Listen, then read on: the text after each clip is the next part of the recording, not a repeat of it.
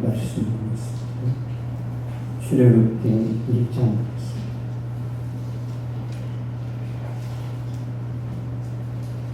1장 15절에서 21절까지 15절에서 21절까지 한 절씩 교독하겠습니다. 애굽 왕이 히브리 산파 십보다라 하는 사람과 부하라는 사람에게 말하여 이르되 너희는 히브리 여인을 위하여 해산을 볼 때 해산을 살펴서 아버리거든 그를 주시고 아이거든 살려두라. 그러나 산파들이 하나님을 두려워하여 애굽 왕의 명령을 어기고 남자 아기들을 살린지라. 애굽 왕이 산파를 불러 그들에게 이르되 너희가 어찌하여 남자 아기들을 살렸느냐. 산파가 바로에게 대답하되 히브리 여인은 애굽 여인과 같지 아니하고 건장하여 산파가 그들에게 이르기 전에 해산하였더이다 하네. 하나님이 그 산파들에게 은혜를 베푸시니 그 백성은 번성하고 매우 강해집니다. 같이 읽겠습니다.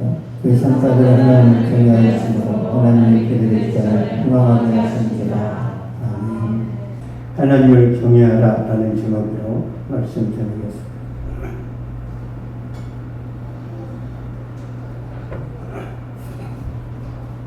야곱의 가정은 기근과 흉년을 피해서 애굽으로 이주를 했습니다. 믿음의 가정인데 그 가정에도 기근과 흉년이 온다라는 거예요. 내가 예수 믿는데 왜 나한테 안 좋은 일이 생기지? 당연히 생길 수 있다라는 거예요. 당연히. 항상 나한테는 좋은 일만 있을 거야. 착각입니다. 하나님이 예레미야에게는 너는 평생에 결혼하지 마 그랬어요. 에스겔에게는 에스겔이 37살 때 내가 너의 아내를 데려갈게. 37살에 에스겔은 호라베가 됐습니다. 다니엘은 넷입니다. 넷이. 다니엘은 넷이에요. 그러니까 하나님께 쓰임 받은 사람들이 멀쩡한 사람이 없어요. 바울에게도 가시가 있죠. 그러니까 여러분 인생에 나는 가시도 없고 어려움이 없다. 그러니까 애절하지도 않고 간절하지도 않는 거예요. 기도하세요. 제가 옛날 생각 나네요. 22살 때 은혜를 넘치도록 받았어요. 저는 우리 문정 입사님 제가 22살 때 37년 전에 만났어요. 어떤 말에도 시험도 안 드는 사이, 가깝지도 않고 멀지도 않은 이상한 사이, 지구가 멸망해도 서로 상처가 안 되는 사이. 제가 얼마나 은혜를 받았는지, 하나님 제발 고난 좀 주세요. 고난 좀. 너무 인생이 밋밋합니다. 펄펄 끓게 살고 싶습니다. 주님 응답을 안 하셨어요. 군대 갔더니 공수부대를 보내버렸는데 이런 고난은 아니잖아요. 내가 이런 걸 했습니까? 오므로 또 팍팍 더 하나님이 저를 괴롭히신 거예요. 얼마나 창피했냐면 1년 내내 오므로 1년 내내 태양 앞에서 옷 다 벗고 일광욕을 해도 낫질 않아요.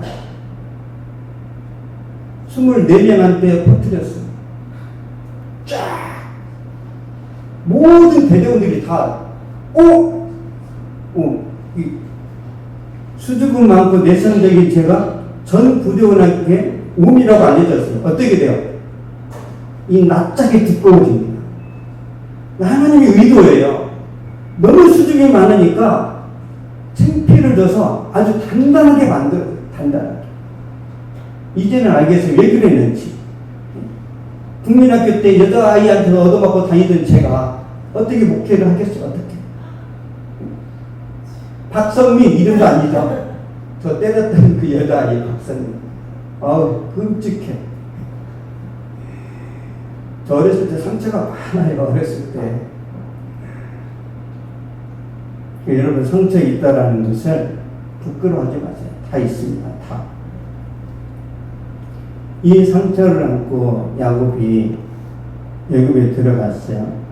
근데 국무총리였던 요셉이 자기의 어떤 그런 능력을 이렇게 발휘해서 가장 풍요로운 땅 고센 땅에 정착을 합니다.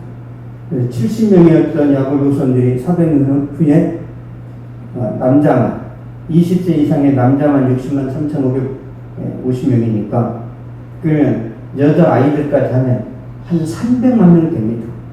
70명이 얼마나 얘기를 낳았으면 300년에 아니 400년에 300만 명 인구가 폭발적으로 증가를 한 거죠.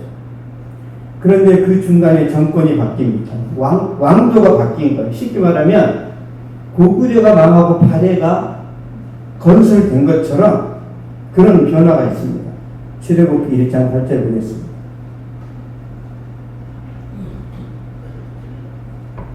출애굽기 1장 8절 시작. 요셉을 알지 못하는 새 왕이 일어나 애굽을 다스리더니 아멘. 요셉을 알지 못하는 새 왕이 일어나 애굽을 다스리더니 요셉을 알지 못한다는 뭐냐면 왕조가 바뀌었기 때문에 요셉의 존재 자체를 몰라 인정도 안 해요. 애굽의 18왕조가 시작됐다는 것인데요.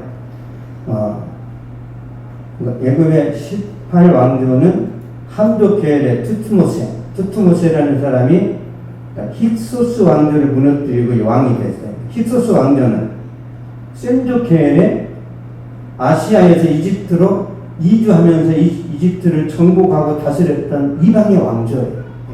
우리나라가 일제 36년 동안 지배를 당한 것처럼 이 이집트가 힉소스 왕조에게 한 120년 동안 지배를 당하는 거예요. 그러니까 아시아계 셈족, 황인종이 흑인종을 다스린 거예요. 그게 지금 이 기록이 되어 있는 거예요. 지금 이게 새 왕이 일어났다는 뜻이 그런 뜻입니다. 이 민족의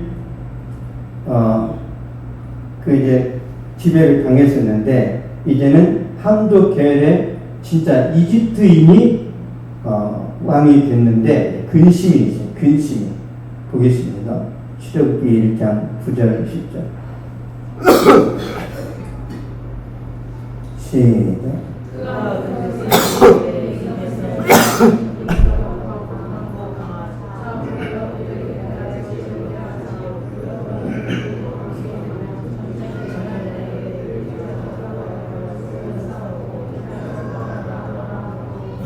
아멘. 그들이 더 많게 되면 전쟁이 일어날 때 우리 대적과 아파여 기와 싸우고 이 땅에서 나갈까노라. 그들이 더 많게 되면 이스라엘 민족의 숫자가 많아지면 전쟁이 일어날 때 우리 대적이 누구야? 힉소스 그 사람들이 그냥 밀려났을 뿐이 존재한단 말이에요. 다시 올 수도 있어요. 다시 지금의 시리아 이라크 그쪽 주변에서 온 거예요. 시리아, 이라크 그쪽 주변에서 들어왔었는데 지금 일시적으로 밀려나간 거죠. 언제 다시 올 수도 있어요. 그런 트라우마가 애굽 왕에게 있습니다. 근데 중요한 건 뭐예요? 이스라엘 민족의 숫자가 너무 심각한 정도로 거의 막 중국처럼 막 드러나는 거예요. 이 민족의 침략도 두렵고 이스라엘 백성들이 늘어나는 것도 두려운 거죠. 히브리인들은 셈의 후손이고 애굽 문화에 전혀 동화되지 않았습니다. 그러니까 이스라엘 백성들의 문화는 애굽 문화와 물과 기름이에요. 서로 결혼도 안 했고 서로의 문화를 무시하고 부정하다고 생각했어요. 그리고 이 이스라엘 백성들은 변방 지역, 제가 이집트를 갔다 와서 말씀드리자면 이렇게 나일강의 삼각주가 이집트가 그러면 끝에 있죠. 이스라엘 땅으로 가는 그 지역에 고센 땅이지. 우리나라 따지면 시느주 아시죠? 시느주에서 중국 금방 가잖아요. 중국. 이스라엘 백성들이 출애굽할 때 쉽게 갈 수 있도록 하나님이 끝에다가 만들어 놓으셨단 말이에요. 이 정착촌을. 만약에 저쪽 리비아 쪽에 정착을 시켰으면 못 가요. 너무 멀어서. 하나님이 다 계획하신 거예요. 그래서 한마디로 이스라엘 백성들은 애굽 사람들한테 공포의 대상이었고, 그래서 애굽 왕이 이런 명령을 드립니다. 출애굽기 1장 15절 16절 보겠습니다. 시작. 여호와는 히브리 성과 십부라라는 사람과 부하라는 사람에게 말하여 이르되 너희는 히브리 여인을 위하여 예산을 도울 때 그 자리를 살펴서 아들이거든 그를 죽이고 딸이거든 살려두라. 아멘. 그 자리를 살펴서 아들이거든 그를 죽이고 딸이거든 살려두라. 국가 정책이에요. 국가 정책. 화근을 뿌리 뽑자. 사내 아이들은 다 죽여요. 왜요? 이 남자아이들은 다 군인이 된단 말이에요. 군인. 이 군사력이 막강해질 것 같으니까 다 죽이고 딸들은 괜찮아. 노동력은 좋다는 거예요. 노동력. 만약에 바로의 명령을 어기면 어떻게 돼요? 사형입니다. 우리나라 조선시대 왕명 어기면 어떻게 되죠? 사형이죠. 이 바로의 명령을 어기면 사형입니다. 그러나 십부라와 부하라는 이 산부인과 의사는 사내 아이들을 죽이지 않습니다. 17절 보겠습니다. 출애굽기 1장 17절. 시작. 그러나 손바닥에 하나님을 두려워하여 애국왕의 명령을 어기고 남자 아기들을 살리니라. 아멘. 그러나 선파들이 하나님을 두려워하여 애국왕의 명령을 어기고 남자아이들을 살리니라. 선파들이 겁을 상실합니다. 간더리가 부어 감히 바로의 명령을 거역해서 부장님, 차장님의 말을 거역한 게 아니에요. 목숨을 건 거예요. 목숨을. 하나님 안 지켜주시면 죽어요. 죽어. 이런 믿음이 이 시대에 필요합니다. 이런 믿음. 이런 밑장이 어디서 나오죠?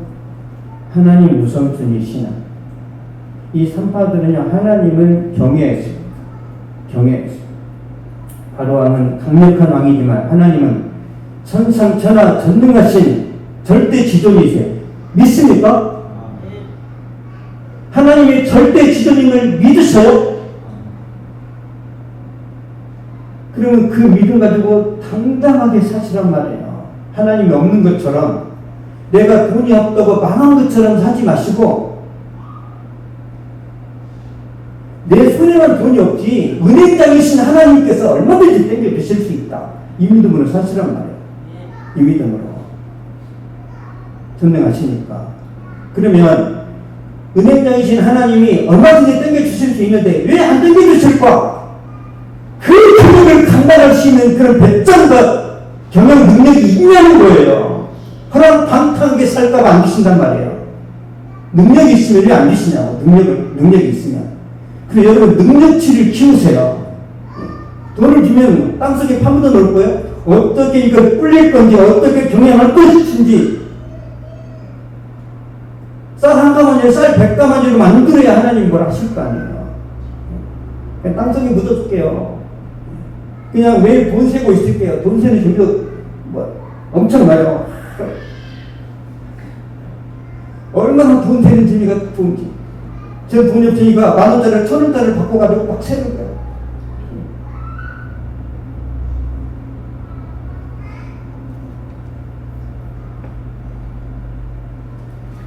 누가 더 강한지, 이 산파들은 바로가 강한지 하나님이 더 강한지 그거 알았어. 이런 영적인 분별과 통찰력이 저와 여러분 모두에게 임하기를 축복합니다. 내가 믿는 하나님이 더 강하다는 걸 확신할 때 배짱이 나오는 거예요. 배짱. 우리가 믿는 하나님은 죽어 계신 분이 아니라 생생하게 살아계십니다. 생생하게. 우리가 작가들을 말할 때 이 작가가 죽었냐 살았냐를 말할 때 이 사람이 무덤 속에 들어갔으니까 죽었다가 안 해요. 작품 활동을 하면 살아있는 작가고 이 땅에 살고 있지만 글을 쓰지 않으면 죽은 작가예요. 우리가 살아있다는 게 뭐예요? 믿음으로 활동하고 움직여야 된다는 거예요. 숨만 쉬다고 살아있는 게 아니에요. 내가 살아있는 걸 보여야 될 거 아니에요. 주님이 그걸 원하세요. 그냥 생계를 위해서 마치 돌아다니는 게 아니라, 야, 어떻게 하면 하나님 앞에 내가 은혜롭게 살까? 얼마 남지 않은 인생인데 내가 다만 몇 명이라도 내가 전도를 해야 되지 않겠냐? 그 어떤 목적을 가지고 살아가라는 거죠. 그래 하나님이 우리한테 그러고 또 투자 가치를 느끼겠죠. 야, 내가 쟤한테 더 줘야 되겠어. 너무 잘하네, 너무 잘하네. 그러면 여러분 대통령이 더 잘하는 장관한테 재정을 주지 않겠어요? 더 잘하는 하나님도 동일하십니다. 바로왕이 화가 나서 산파들을 불러서 왜 남자 아기들을 살렸냐고 취조를 합니다. 근데 산파들이 이렇게 대답해요. 출애굽기 1장 19절 보겠습니다.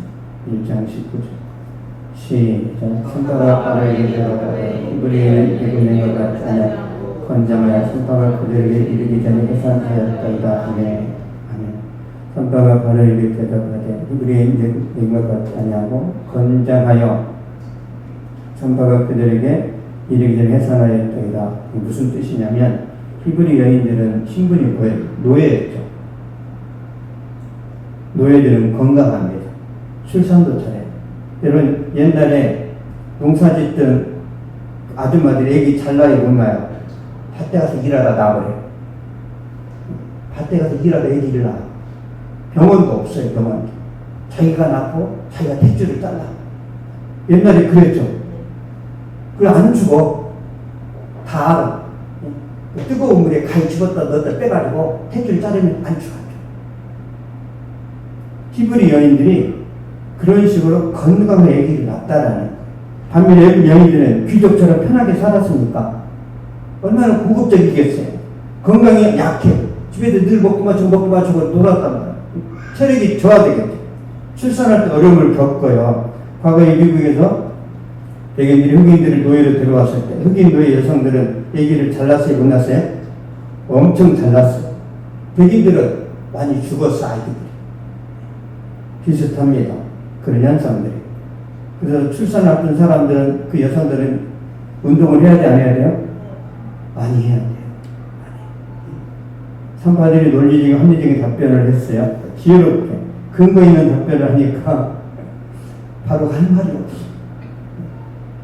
이런 지혜가 여러분에게 임하기를 축복합니다. 잠언 25장 11절 보겠습니다. 잠언 25장 11절.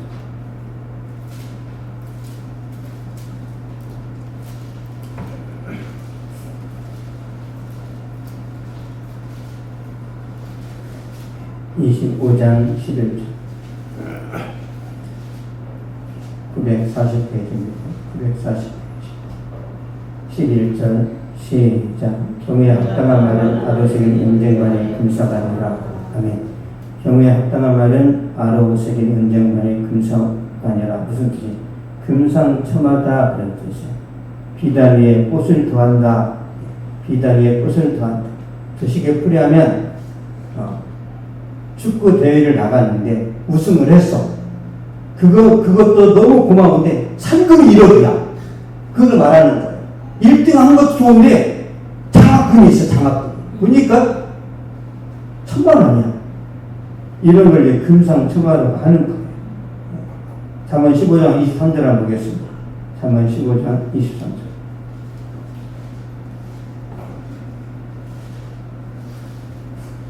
927페이지입니다. 927페이지. 15장 23절.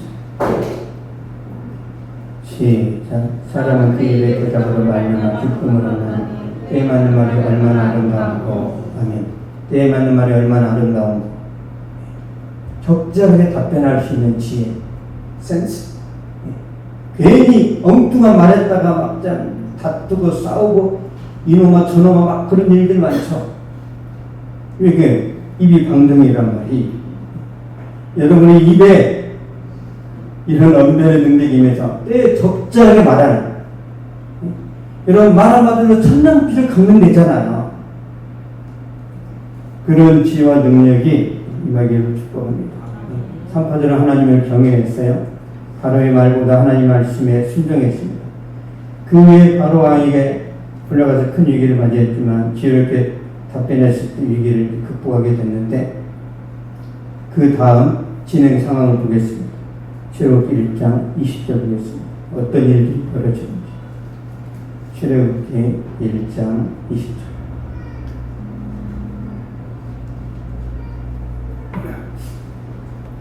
시작. 하나님이 그 성파들에게 은혜를 베푸시니 그 백성은 번성하고 매우 강해집니다. 아멘. 그 백성은 번성하고 매우 강해집니다. 산의 아이들이 많이 태어나서 이스라엘 백성들이 더 이제 강한 그런 나라가 됐다라는 그런 열매를 보고 하나님이 산파들을 축복하십니다. 21절 보겠습니다. 출애굽기 1장 21절. 시작. 그 산파들은 하나님을 경외하였으며 하나님이 그들 집안을 흥왕하게 하신지라. 아멘. 그 산파들은 하나님을 경외하였으므로 하나님이 그들의 집안을 흥왕하게 하신지라. 흥왕하다는 것은 번창하고 세력이 매우 왕성하다 그런 뜻이에요. 부와 권력과 영향력이 극대화됐다는 거예요. 돈만 많아졌다는 게 아니에요. 권세와 말의 힘까지 하나님이 주신 거예요. 십부라와 부하라는 산부인 그 의사가 하나님을 경외했어요. 하나님이 제일 위의 신앙으로 살았습니다. 바로의 명령을 받았지만 그 뜻을 따르지 않고 하나님 말씀에 순종했어요. 도전한 거예요. 도전. 여러분, 신앙은 보험입니다. 신앙은 도전이에요. 신앙은 안 가본 길을 가는 거예요. 그럴 때 하나님이 구름 기둥과 불 기둥으로 일하십니다. 믿습니까? 여러분이 이성대로 나는 이렇게 살 거야. 그럼 우리가 계획대로 세워야 돼요. 여러분 계획대로 살아서요 이상한 데로 가요? 여러분 계획대로 안 돼요. 제가 이문동에 와서 살 줄을 제가 어떻게 알았겠어요? 이문이나 남겨라. 장사들이 좋아하는 동네 같은데.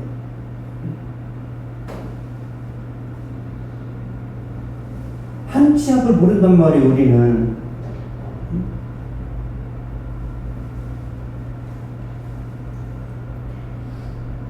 신앙의 결단과 순종을 했을 때 십부라와 부하의 삶이 달라졌는데 부와 권력과 거룩한 영향력을 발휘하는 삶으로 살아간 거예요. 여러분 구약시대에 여자들의 이름이 기록이 잘 안 되죠. 이 두 사람은 진짜 대단했다라는 거예요. 진짜로. 여러분 신앙은 관념이나 생각이 아닙니다. 신앙은 반드시 행동으로 표현되고 믿음은 순종이고 믿음은 충성입니다. 여러분 믿음이라는 단어의 어원과 충성이라는 단어의 어원이 같아요.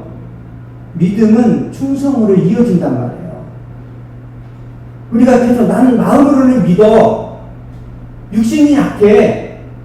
그거는 기저귀 찬 신앙이고 교회 3년만 다녔으면 뭘 해야죠. 여러분 초등학교 10년 다니실래요? 아니 후배들이랑 같이 다녀. 얼마나 쪽팔려. 그 유급 한번 경험해보세요. 유급 미칩니다. 유급제도를 만들어야 되는데 군대에서도 제대로 안 시키고 한 달 정도 육방 묵혀야 되는. 여러분 신앙생활도 나보다 늦게 교회 온 사람한테 추월당하잖아요. 굉장히 존심상합니다. 진짜 쪽팔려요. 어떻게 해야 돼요? 악착같이 기도하고 하나님과 가까워지고 더 충만해져서 터보 엔진을 달아가지고 앞서 가야죠. 야고보서 2장 보겠습니다. 야고보서 2장 20절에서 26절.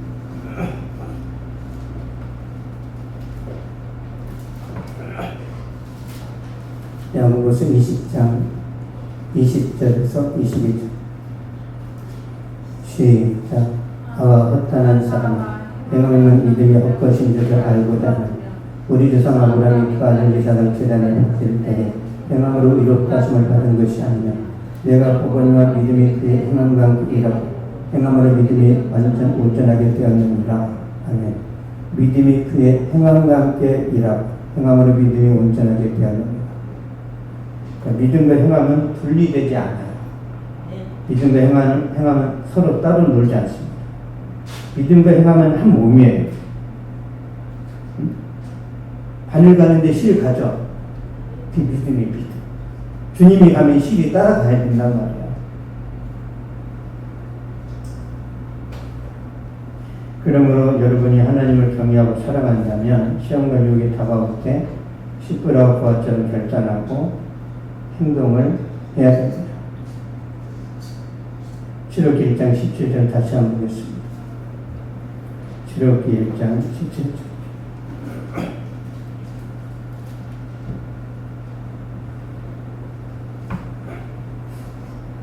시작.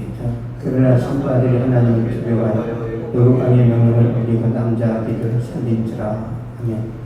외국 왕의 명령을 어기고 남자 아기들을 살린지라.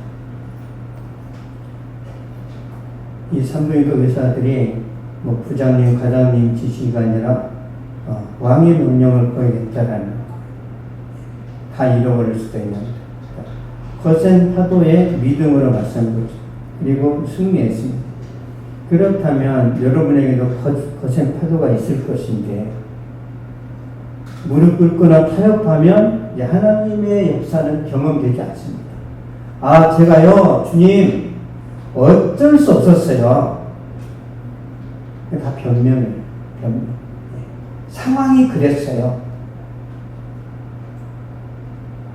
다 핑계입니다. 우리는 알아요, 우리가. 내가 너무 겁먹었구나. 내가 너무 세상적으로, 세속적으로 생각하고 있구나. 저는 이제 목회자인데, 뭐 저한테도 뭐 거센 파도가 있죠. 많은 압박을 받고 있는데, 제 이제 그 개인적인 생각으로는 앞으로 3년 후면 AI 시대가 본격적으로 열린다는데, AI 시대는 어떤 목회를 해야 되는가? AI 시대가 되면요, 대형교회도 망할 수 있습니다. 학교 앞에 수많은 문구점들이 있죠. 그 문구점 지금 있어요, 없어요? 왜? 다이소가 다 먹어버렸어, 다이소가. 지금 여러분이 잘 되고 있는데, 3년에, 5년에 진짜 잘 될 것 같아요? 애매해요. 아주 애매합니다. 아주. 지금 미국에서는 변호사, 펀드 매니저, 의사, 약사들의 자리를 인공지능 로봇이 다 빼앗고 있습니다. 다 지금 실업자 되고 있어요. 전문직 일자리를 잃고 있습니다. 중국에서는 택시 운전사들이 다 해고당하고, 왜? 무인 택시가 정말 왕성합니다. 중국은. 공산주의라 정부에서 무인 택시 그냥 다 실행시켜. 택시 운전사가 지금요, 다 실업자예요. 우리가 식당 가면 항상 그 밥값 계산하던 그 자리 바뀌었죠? 키오스크로. 인건비 비싸니까. 현대 자동차 그 공장 가면은 사람들이 일해요? 기계가 일해요? 기계가 합니다. 이제 시작입니다. 시작. 더 많이 이제 그런 일이 벌어진단 말이에요. 미래 세대 많은 사람들이 일자리를 국가에서 주는 보조금으로 살아갑니다. 보조금. 새로운 노예시. 보조금을 받는다는 건 뜻이에요. 이 돈 준다. 어떻게 하라고요? 복종의 그 뜻이 있어요. 지금은 기초수급자인데 조금 줍니다. 지금. 그러니까 복종해라고 해, 안 해요? 지금은. 안 해요. 한 80%, 90% 다 장악해. 국가에서 다 준다. 교회가 지금 반드시 그 시대가 옵니다. 느부갓네살 왕처럼 신상을 세워놓고 여기다 절해. 그러면 사드랑 메삭 아벤누고 왜 다른 사람들이 있을까 없을까요? 다 거기다 대가리를 시켰다는 거예요. 그런 시대가 옵니다. 그런 시대가. 지금보다 좋을까요, 나쁠까요? 엄청 나쁩니다. 저는 그게 막 너무 두려워요. 그 시대가 오기 전에 죽으면 좋겠다. 막 이런 생각. 안전한 시대에 살다 좀 잘 지키다가 하나님, 노홍수 때 홍수가 임하기 전에 남에게 먼저 데려가신 하나님, 저에게도 그런 은혜를 주시옵소서. 홍수가 일어나기 전에 라멕이 5년 전에 죽었어요. 5년 전에. 네, 특별히 자기 백성을 사랑하십니다. 무드셀라는 홍수가 나기 직전에 죽었어요. 무드셀라가 죽어야 홍수가 온단 말이에요. 무드셀라는 창을 던지는 자가 죽었다는 건 그 마을을 지키는 사람이 죽었다는 뜻이고, 그러면 마을이 망한다는 의미예요. 무드셀라가 죽으니까 노아가 방주를 준비해서 다음 세대를 이어가는 거예요. 라면과 무드스나 이 무화과 역할이 다 달라요. 역할이. 우리 역할이 다 다릅니다. 다른 사람 막 뽐따려 하지 마시고 내 역할이 뭐지? 이 시대에 나는 어떤 믿음으로 살아갔지? 내 정체성을 찾아야 돼. 내 정체성. 무슨 뜻이에요? 대체 불가. 어느 누구도 여러분을 대체할 수 없어야 돼요. 여러분이 직장에서 자리를 비웠어. 그럼 어떻게 해야 돼요? 그 일이 펑크 나야 돼요. 근데 밑에 직원이 능숙하게 다 처리하고 더 싼 월급에 너무너무 순발력이 좋아. 그 사장이 어떻게 해요? 네 이름은 이해고야. 세다더니 그만둬. 너무 많이 얼굴을 가져가는 것 같아요. 여러분이 대체 불가의 사람이 되어야 됩니다. 네, 우리 이영미 권사님.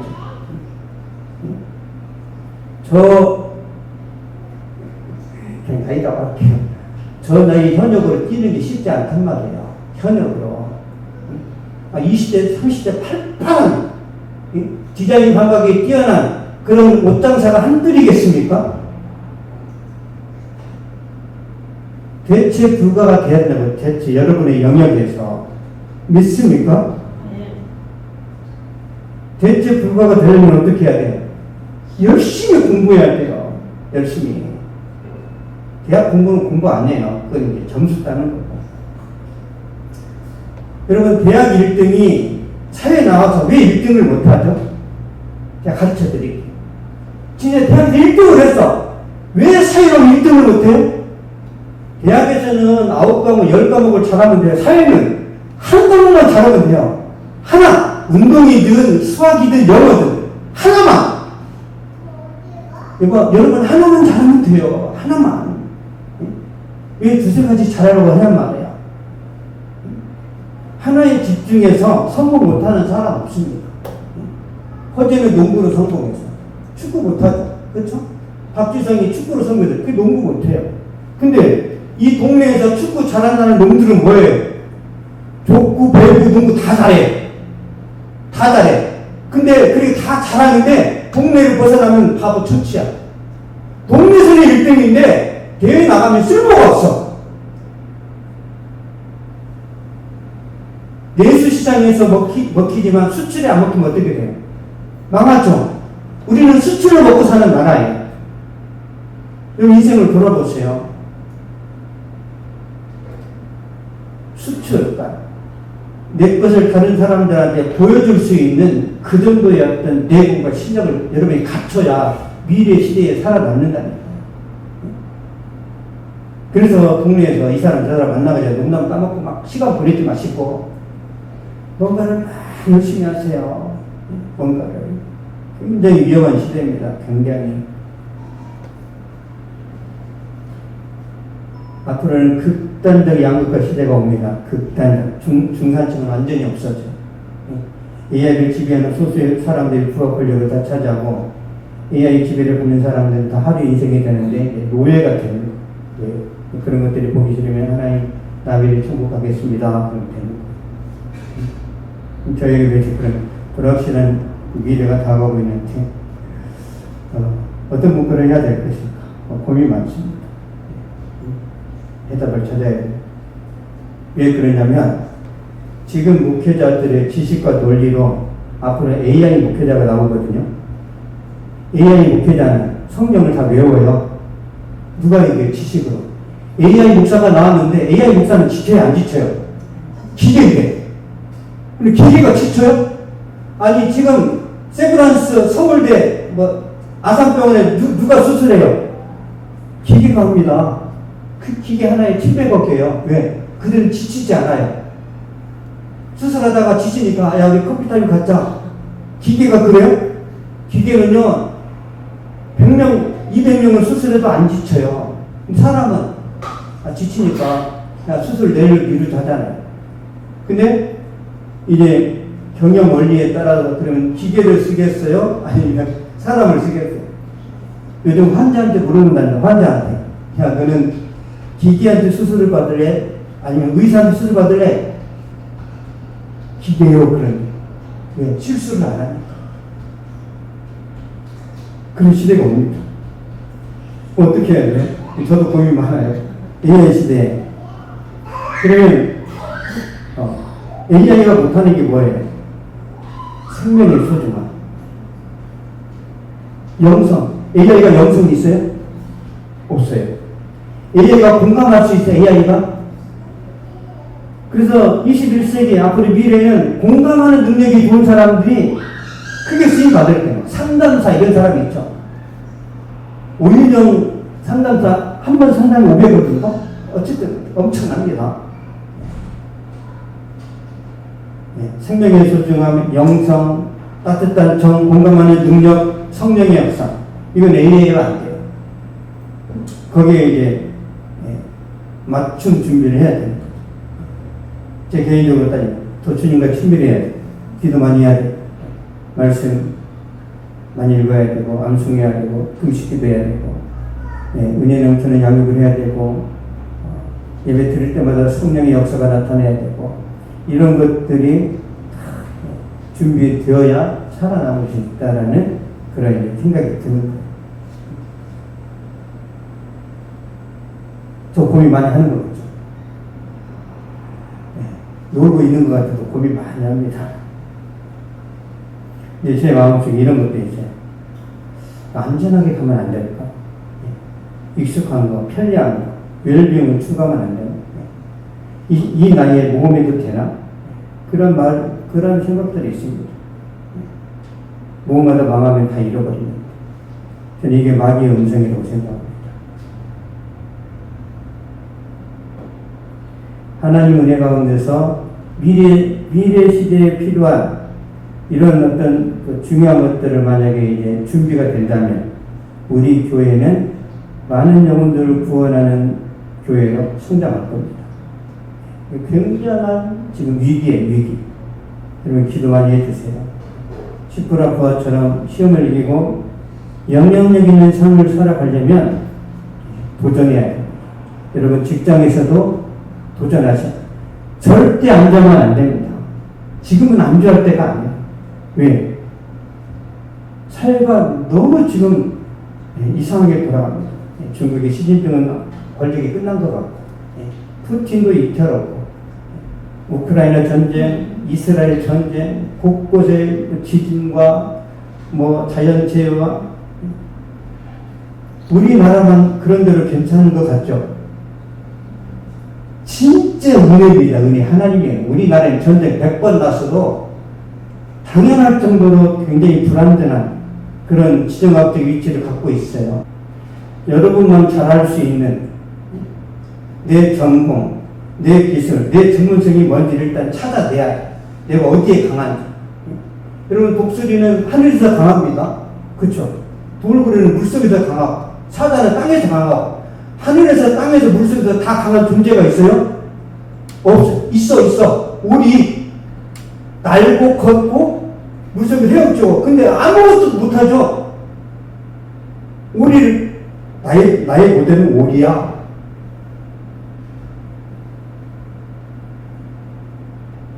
그러니까 모든 걸 잘하려고 하시지 마시고 지금 이 나이에 이 형편에 최적화된 건 뭘까? 이걸 냉정하게 생각하고 찾아내서 지금부터 여러분이 그 시간을 쏟아부으면 여러분 다 그 분야의 박사가 되고 전문가가 됩니다. 거기서 이제 열매를 만들어내는 하나님 쓰임받으면 되는 거예요. 그 목적은 뭐예요? 빛을 발하는 것이고 그리스도 향기를 나타내는 것인데 우리가 예수 향기를 나타내면 전도 안 해도 사람이 붙습니다. 기도하겠습니다. 살아계신 하나님 감사합니다. 거룩한 삶을 살고 하나님께 영광 돌리는 삶을 살았던 시프라 부하가 아버지 그 시대에 하나님께 존귀함을 받은 일꾼이 되고 축복의 통로가 되었는데 이 시대를 살아가는 우리에게도 아버지 하나님께서 그런 것들을 요구하고 계시는 줄로 믿습니다. 내가 무엇을 준비해야 되고 어떻게 대책을 세워야 되고 어디에 집중해야 되는지 하나님 정확하게 알 수 있도록 분별력과 통찰력을 주시고 내 인생 내 남은 삶을 하나님이 거기에 집중하여 주님께 영광을 돌릴 수 있도록 도와주시고 내 삶의 날개다는 놀라운 승리의 역사를 경험할 수 있도록 축복하여 주시옵소서. 사랑을 성전의 앞날에 하나님의 축복이 하나님의 능력의 손길이 불같이 나타나기를 간절히 원합니다. 주여 축복하여 주시옵소서. 지금은 우리 주 예수 그리스도의 은혜와 하나님의 사랑과 성령의 교통교제 충만하게 하시니 이 시간 예배를 들어 돌아가는 모든 발걸음 위에 또한 저들의 가정과 학교와 직장과 사업에 그리고 이 나라의 민족과 세계 모든 민족과 열방에 이제부터 영원토록 항상 함께 있을지어다.